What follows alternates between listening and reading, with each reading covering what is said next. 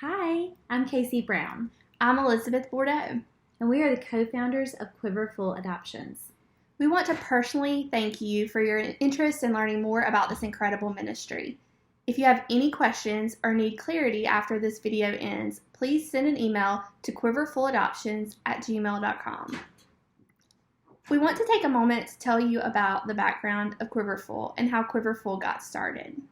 My husband Josh and I started the adoption process in February of 2014 after struggling with infertility for 4 years. When we began researching the adoption process, we were very overwhelmed with the cost. The national average of a domestic adoption in the United States is $40,000, and we knew that on a paramedic salary, that just wasn't possible. We were very good with budgeting, but still did not have $40,000 laying around, and taking out a loan wasn't an option either. So we knew that there had to be another way. We decided to start fundraising, and we were able to raise $7,500 in 51 days, which was our entire fundraising goal. Over that 51-day period, we came into contact with a local attorney who said that his average adoption was $14,000, but that he had not matched anyone in almost 2 years. We really liked him, though. He was super down to earth and the only attorney that we met with who mentioned Jesus in his consult. He said, "I make all of my money doing personal injury law. I don't do adoption law to make money. I do it because it's my calling." We loved that about him, so we decided to sign with him, even if it meant that we had to wait 2 years to have a baby in our arms. We felt such peace that day, even though he tried to talk us out of signing with him, since his marketing was obviously not up to par. 3 weeks later, though, his paralegal called us and said, "You're not going to believe this, but an expectant mother just walked through our doors and chose you to parent her baby." We were ecstatic and in total disbelief from the time that we matched with Crystal until the time Alame was born. We had 4 months of waiting. Over that 4-month period, I began reaching out to anyone I heard was adopting too, mainly offering fundraising advice, but also to build a community of support. I didn't know anyone else pursuing adoption, and the first person I reached out to was Elizabeth. When Casey first reached out to me, we were also in the midst of our adoption process. We decided to meet up for lunch since we lived so close to each other, and during our conversation, I shared with Casey that I worked for a large marketing firm in Greenville, South Carolina, as a media buyer and marketing analyst, and we talked about how frustrated we were at how out of date the marketing attempts were surrounding adoption. We sat there that day, and before we knew it, we had created a pretty incredible marketing strategy to get our story in front of more potential expectant mothers and in a more relational way. Less than 6 months later, we were chosen by an expectant mom. And 4 weeks after that, I was holding our son Grant in my arms. After we brought Grant home and Casey and Josh brought Alame home, we began reaching out to other friends that we had met who were pursuing adoption. And we asked them if they wanted to use the marketing strategy that we had created. All 5 of them said yes. And all 5 of them were chosen and had their babies home in 5 months or less using the marketing strategy we came up with. After that, adoption professionals started reaching out to us, asking us what we were doing and how we were doing it. One professional asked us to speak at a statewide adoption conference to talk about how to adopt debt-free, fundraising, and grant. After speaking at 4 conferences that year, we realized that God had not only placed a burden on our hearts to provide a more relational experience for hopeful adopted families, but He was also beginning to provide opportunities to take steps in that direction. It was from that burden and those opportunities we recognized our calling, and Quiver Full Adoptions was started. We officially launched QFA on January 1st, 2015 as a for-profit consulting firm. As consultants, we were not able to communicate with expectant mothers. This was really hard for us because we were having to rely on the attorneys and the adoptive couples to ensure that these women were getting the resources they needed and deserved after placement. Unfortunately, in many cases, they weren't. We began to see that there were very few adoption professionals who actually provided any post-placement care, and even in those cases, they were never long-term support, and instead just a few counseling sessions for the year following placement if they wanted it. Not only that, but we were seeing coercive and unethical practices taking place with these expectant mothers. In July of 2016, God began pressing on our hearts to become a licensed child placing agency so that we could continue to walk alongside our hopeful adoptive families and also walk beside the expectant mothers in a way that no other agency had ever done before. We were super excited about this opportunity to grow, learn, and equip the other part of the adoption triad, and QFA officially became a nonprofit agency on January 1st, 2017. Fast forward to today, and here you are trying to decide if QFA is the right fit for your family. While only you can answer that question, we can provide you with more information about what working with our agency looks like. In order for Quiver Full to be a good fit for a family, they need to be willing to share their story. Not all of the intimate details, but the basic overall path you took to recognize that adoption was the next step for you. Through our marketing strategy, our hope is for all of your friends, family, and acquaintances to know that you're pursuing adoption. We use social media as one of our many outreach venues to reach expectant mothers. So if you're not comfortable with sharing your story, then you're likely not a good candidate for our services. As well as helping you connect with an expectant mother through our social media strategies, we also have a separate marketing campaign to bring expectant mothers through our doors directly that we were able to launch when we became a licensed agency. Through that campaign, we have created a program that allows us to use professional connections, grassroots efforts, in addition to digital advertising to connect with expectant mothers.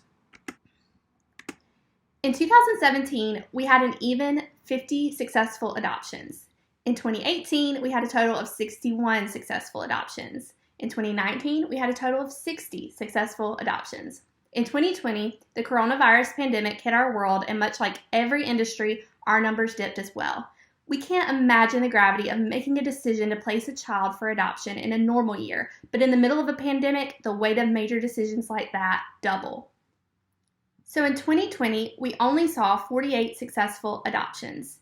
In the last quarter of 2020, we started to see our numbers even back out, and we are now seeing numbers more on track from previous years. As far as expenses go, our average adoption is currently $25,000, including our fees, home study fees, attorney fees, expectant mother expenses, and profile book expenses. However, attorney fees and expectant mother expenses fluctuate depending on each unique situation. It is most likely that your expectant mother will come from the state of South Carolina, but since we do use social media, there is a possibility that your expectant mother could come from any state. We have worked with families and expectant mothers all across the U.S. Please keep in mind that there are many variables that can make your adoption more expensive or less expensive, but preparing for $25,000 will allow you the opportunity to be as prepared as possible for an adoption through QFA. The national average cost for domestic infant adoption is $40,000, and our most expensive adoption is still well under that average. So here is a quick breakdown of our fees. Our application fee is $500, and you send it in with your application, approval or denial policy, and discipline policy. Our agency fee is $7,500, and that is due at the time you are notified that we have moved you from our wait list to become an active family with Quiver Full. If you decide not to use our services at that time, then you would be forfeiting the $500 application fee. Our contract is good for 1 year, so after 1 year, there will be a $2,000 fee to continue our contract for another 12 months. All of this is explained further in our contract.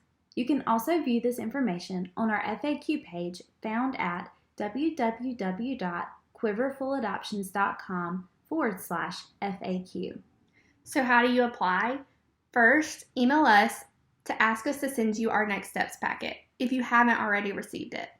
You no longer need a completed home study before applying to become a client of ours.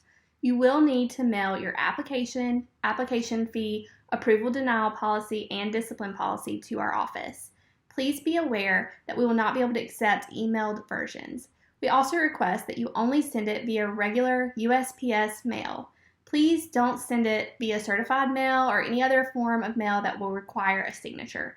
We are in and out of the office all day long, and most of the time we miss the postman, so please be sure to send it via regular USPS mail. As far as the wait times go, please also keep in mind that the national average wait time for adoptive families is 2 years. And in order for that to be the average, it means some families have waited longer than that. Although Quiver Full's wait time has averaged much less than 2 years, we don't want you to hear that and think that just because you sign with us, that you will be chosen by an expectant mother quickly. We tell all of our waiting families to fully expect the average wait time of 2 years, and anything less than that is just a blessing. While we hope and pray that you are chosen quickly, we also know that God is writing your story, and only He can write the best story for your family. Our longest waiting family waited a little over 3 years. We started Quiver Full Adoptions because the Lord placed this calling in our lives to pursue. So our ultimate goal is to glorify Jesus in every way possible through this agency. If you don't feel like Quiver Full is a good fit for your family, please know that that is totally okay, and we want you to follow the path that you feel the most peace in pursuing. We truly don't want you to sign with our agency unless you have a complete peace of mind about that decision. Our agency is different than other agencies, and we realize that. We don't have a huge staff, loads of research, case studies, or statistics for you. But what we do have is adoptive moms who have sat in your shoes and walked the same journey that you're getting ready to walk, and who desire to be there for you for every step of the way, as well as staff members who truly feel called to love on and support expectant mothers and birth mothers in the most ethical manner possible. If you have any questions, please ask them before you apply. We realize that questions will come up throughout our journey together, but we don't want you to have questions that go unanswered before you apply with us. You can send all of your questions in an email to quiverfulladoptions@gmail.com, or you can email us there and ask us to schedule a phone consult if you would like to chat more with one of us before you move forward. If you are ready to move on to the next step with us, send us an email and ask for the next steps packet so we can send you our contract, application, and other important required documents and information. Send all of the signed documents along with your approved home study and supporting documents to us via USPS snail mail. I once led a women's Bible study, and I want to leave you with a quote that Sandra Stanley says in the opening of her book, The Comparison Trap. I feel like it is so true on the adoption journey, as we have now had the privilege to work with over 100 families and watching them compare their adoption story to others. She says, every minute you spend comparing yourself to others is a minute you spend subtly accusing God of shortchanging you. Isn't that powerful? So as you step out in faith and pursue this incredible calling that Jesus has placed on you, remember that this story is written specifically for you, and your story will not be the same as anyone else's. So resist the temptation to compare, as it will surely steal the joy that this journey has the potential to bring you.